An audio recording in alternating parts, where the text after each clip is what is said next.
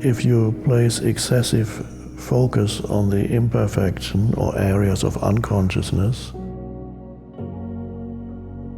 you can no longer meet this person in a space of openness.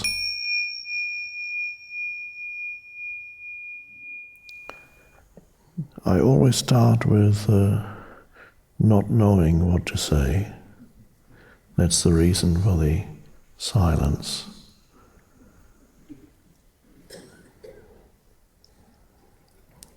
And I recommend that you do that too before any creative activity or anything. Just become comfortable with not knowing, which means not thinking, which does not mean you are going to sleep or unconscious, or it could happen that you suddenly drop below thinking. It happens to some people here.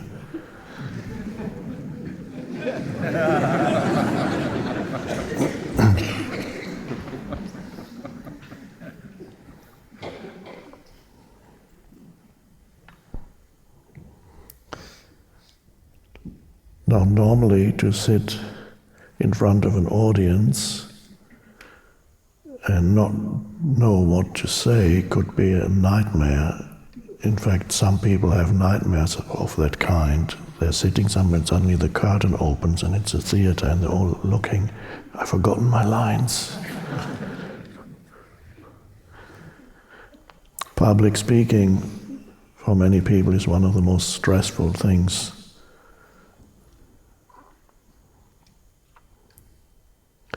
And that's because they can't become comfortable with not knowing.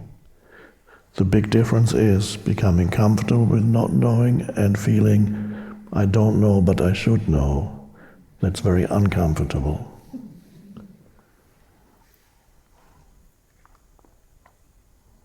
Remember what the great philosopher Socrates said? They call me the wisest of all men, for the reason that I'm the only one who knows that he knows nothing. Nobody really has truly understood what he meant.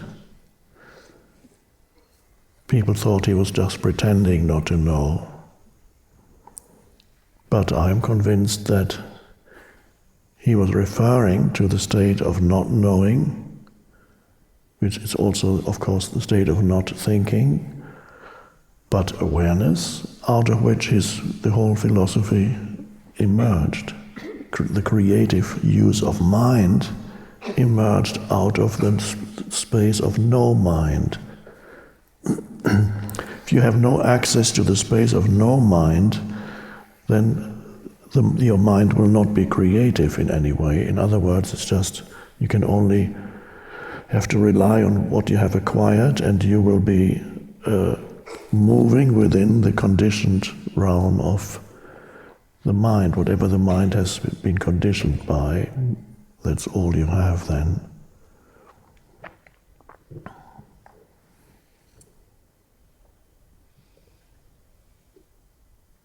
Another area where it's very helpful, this not knowing, is not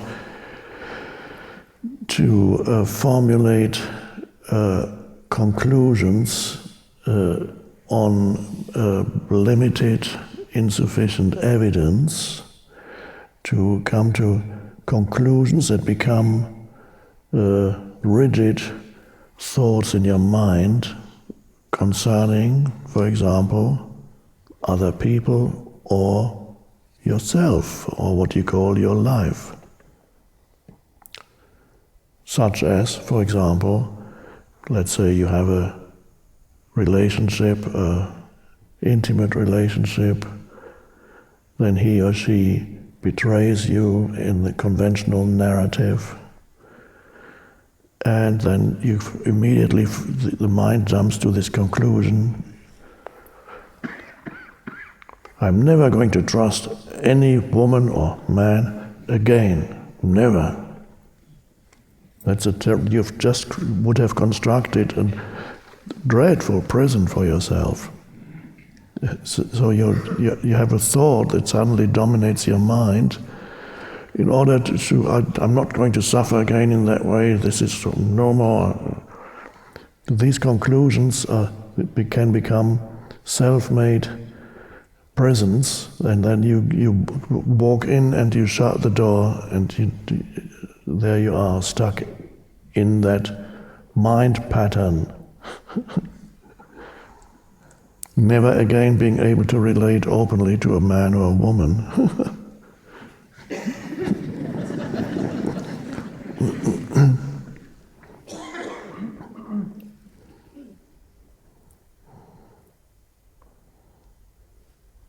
And then you've other weird conclusions that people arrive at. Some of them are so-called prejudices and so on. They're very rigid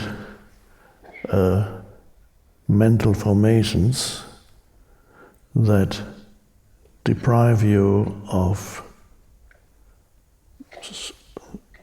openness towards reality.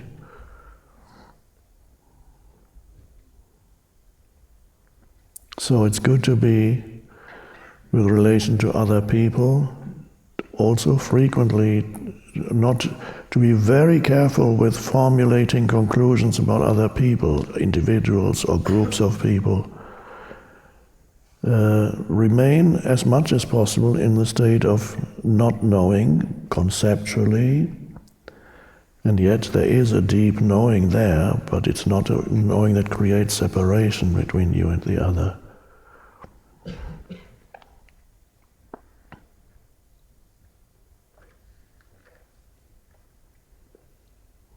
So it's easy to find imperfections in people when you start working with them or living with them. And if you place excessive focus on the imperfection or areas of unconsciousness, then that can obliterate the totality of that person. For example, let's say somebody lies to you about something, for whatever people lie for different reasons, maybe even not to hurt you or whatever, who knows what the reason is. And then you find out, and then you say, oh, he's a liar. I know what kind of a person that is now. He's a liar. He lied to me.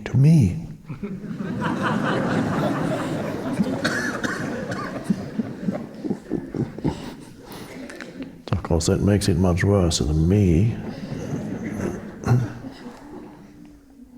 And once you've formulated an opinion or a judgment of that kind, you can no longer meet this person in a space of openness, because immediately the judgment you formulated is there between you and you relate. This becomes part of the screen of conceptualization through which you then relate to that person.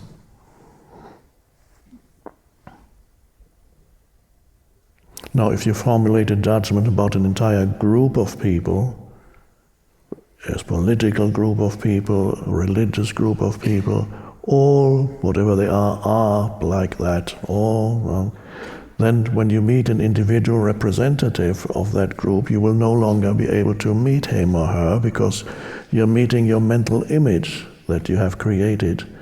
So the true meeting is no longer possible. Very dangerous traps in your mind, created by your mind, by unconscious mental activity.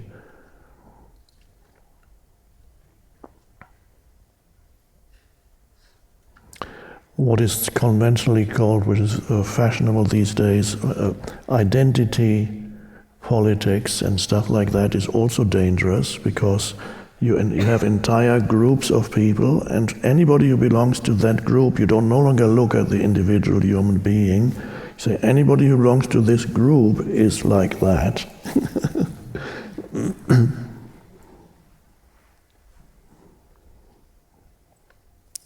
It could be a political, racial group, or whatever it may be.